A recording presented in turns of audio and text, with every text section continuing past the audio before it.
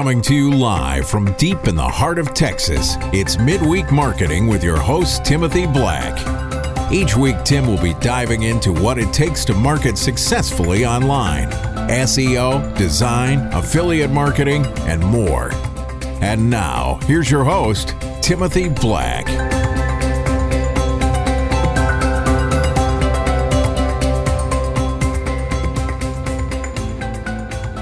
Hello and welcome to episode 6 of Midweek Marketing. This is your host, Timothy Black, and this week we'll be talking about, this episode, or twice a week.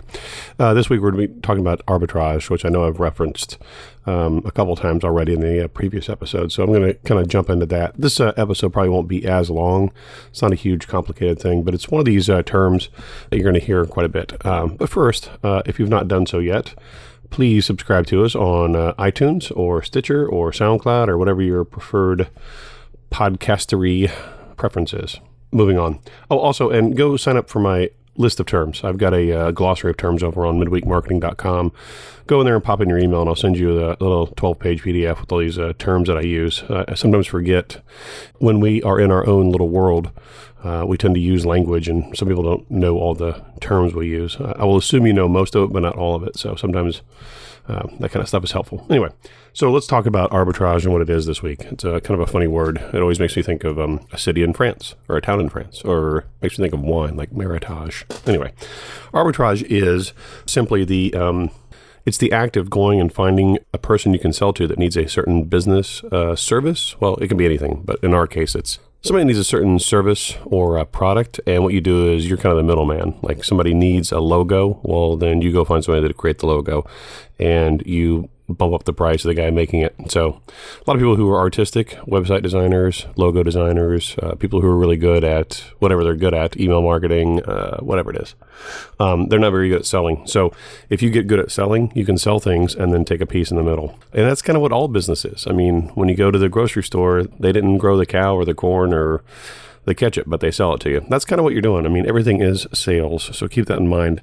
And don't be afraid to sell. A lot of this stuff is sells itself. If you kind of keep your ears open or post on Facebook and say, does anybody need help with online marketing, you're probably going to get people raising their hands. And then what you do is you simply go and fulfill that service. That's something one of my coaches said to me. Your job is to prospect all the time. Prospect, and then pitch, and then close the sale, and then worry about fulfilling it. I know it sounds kind of crazy, but a lot of times if you just jump, answers will appear. You just reach out to people. I mean, send me an email and I'll help you. If you actually go out and sell email marketing to somebody, shoot me an email. I'll tell you exactly what to do after that. And I won't even charge you because I'm nice. Anyway, so that's arbitrage. And what made me think of it today, I know I've been meaning to talk about it for a while. What made me think of it is another guy I follow in the online marketing world named Lee Cole. Good guy, does good stuff. He released a product today with another lady, and it's about LinkedIn arbitrage. And I'll get to that in a second, but just to give you an idea, today alone, I have looked at and reviewed YouTube software. It helps you rank YouTube videos really well on like lesser known terms, but it's a good way to get traffic. I've got this arbitrage thing I'm going to talk to you about. It makes me think about LinkedIn, which is a whole other topic. It makes me think about lead generation. I looked at a product on that today. I got a product on PLR, what's private label rights. We'll get to that in an episode. And then this other amazing course on e-com. And so e-com is this other way to make money online. It's remember the very first thing I told you in episode 1 about the 3 ways to make money? Well, this is like selling your own products. Kind of. But what it really is e-com is short for e-commerce, and that's really fashionable right now. But it is essentially going out and getting ads and leads and so forth and driving them to a product that you quote unquote sell. But what you really do is you're selling either Amazon products or Alibaba products and letting somebody else ship it. It's a drop shipping method, and you just take a piece of the sale. And that's also arbitrage if you think about it. That's kind of what a lot of this is. And that's what a lot of agencies do, with the exception of websites that are high dollar that my wife does, and email marketing, which I'm really fond of. A lot of what we do, we outsource. So here's how it works. I'll just use this course as an example, this LinkedIn course. It is a course on, or the method is, how to go find people on LinkedIn who position themselves in the marketing world or speaking world, or people that talk and do like lunch and learns, motivators, consultants, etc. And they have like really not good LinkedIn profiles. And this lady has another product on, helping people get good LinkedIn profiles and essentially SEOing them, like, because LinkedIn has their own internal search engine. And if you do it correctly, you'll rank better than other people. So if somebody's looking for whatever, an architect to hire or whatever, graphic designer, if your LinkedIn profile is juiced, as they call it in the SEO world, then you're going to come up better. So if you're in Austin, Texas, and you're a graphic designer and you come in you're the 500th person in that search, then you're never going to get found. So she had a course on how to help people beef up their LinkedIn profiles. But this new course is much more arbitrage. And that is, you are going and find people that position themselves as, like I said, thought leaders, speakers, consultants, even marketers. And they have like crappy LinkedIn profiles, like with bad pictures. And, there's no, because now there's, if you haven't been on LinkedIn in a while, they've got like the big graphic, like a banner behind just your little picture. So it's very Facebooky. Like there's your little profile picture and then behind it's a big banner. Twitter has it too.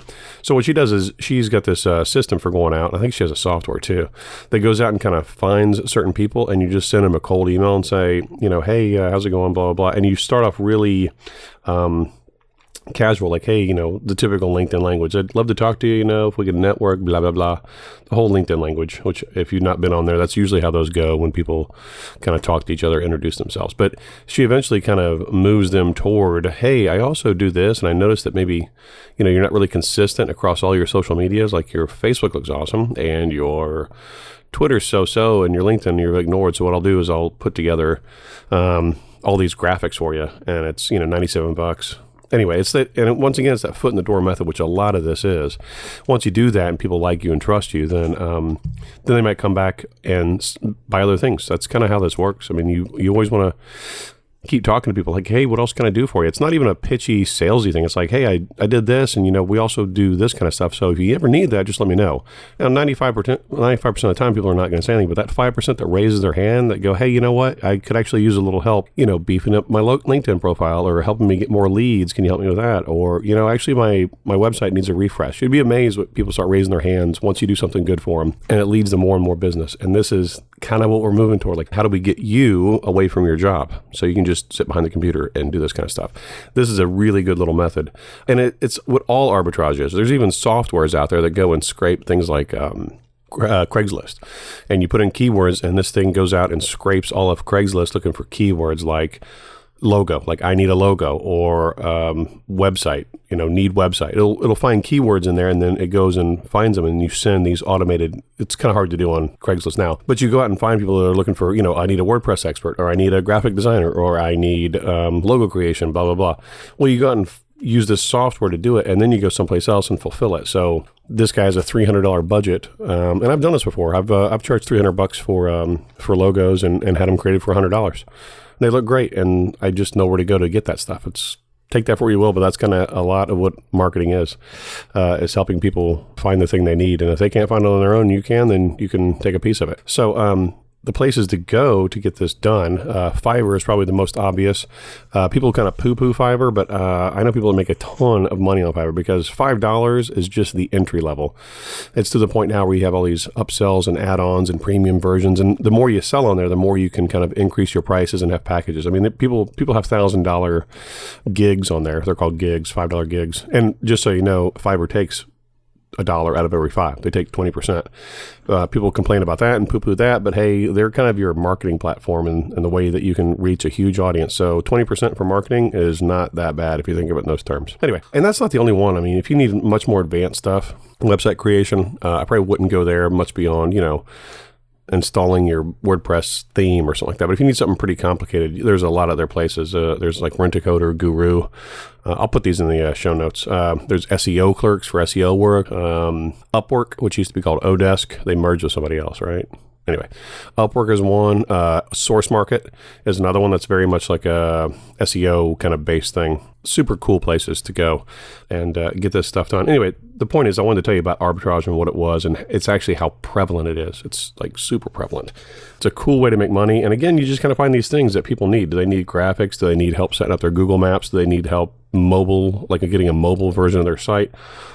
Just keep your ears open. Start that way, and you can really seriously have an agency within 60 or 90 days. I mean, is it going to be full-time? Is it going to replace your income? Remember that we talked about in episode 1, like, what does it take to really replace your income? And do you need to fully replace it? Remember, do you need just a couple grand a month like Tony Shepard, who lived very modestly, or do you need to replace a lot? I mean, obviously, the more you need to replace, the more it's going to cost you. But it's just, I want you to think in these terms. Arbitrage, it's a big deal, and it's what everybody in the marketing world does. What did I write down? I'm looking at my notes here. Yeah, define, examples, pitch, prospect. Yeah, keep all that in mind. Things you can arbitrage. I think I've already listed a lot of these. Logos, websites. Oh, press releases. Oh, that's a good one, dude. Press releases are amazing. Well, I'll dedicate a whole episode to that. SEO is a good one to do. Blog posts. You can outsource writing. Oh, that's another one. There's a bunch of writing places out there. iWriter and there's places to get content created. Setting up people's emails is kind of complicated. People don't know how complicated that is. I'll go over that in another episode. Email setup, podcast setup. I actually hired a guy on Fiverr who was awesome, who helped me set this whole thing up. My iTunes, my Stitcher, edited all my episodes. It's the best money I ever spent. Transcription. And also keep in mind, these are things you can do. Maybe you have these talents too. Transcription, that's a great thing. People want to get an audio like this transcribed. Putting together a book creation, Google Maps. Oh, reputation management, that's a big one. Taking care of their Yelp pages and all that kind of stuff. Getting directory links, getting reviews, asking for reviews. That's a whole tricky thing too. I'll go over that in an episode. Anyway, that's it for arbitrage. Keep that one in mind. I'll probably be referencing back to it a lot because it's a way that... it's the way a lot of marketers make money. That's the way a lot of agencies work. You get the customer and you fulfill it and you take a piece of it. It's pretty cool. Anyway, that's it for this episode. Episode 6, Arbitrage. If you got value from this, please share it with people, forward it, let people know about it.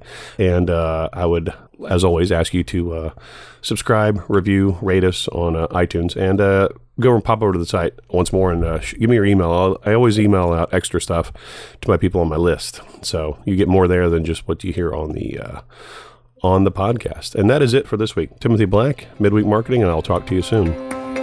Thanks for tuning in to Midweek Marketing. Come back every Tuesday and Thursday for new episodes. And be sure to subscribe at iTunes and sign up at midweekmarketing.com to get exclusive content and tips. And check us out at facebook.com/midweekmarketing.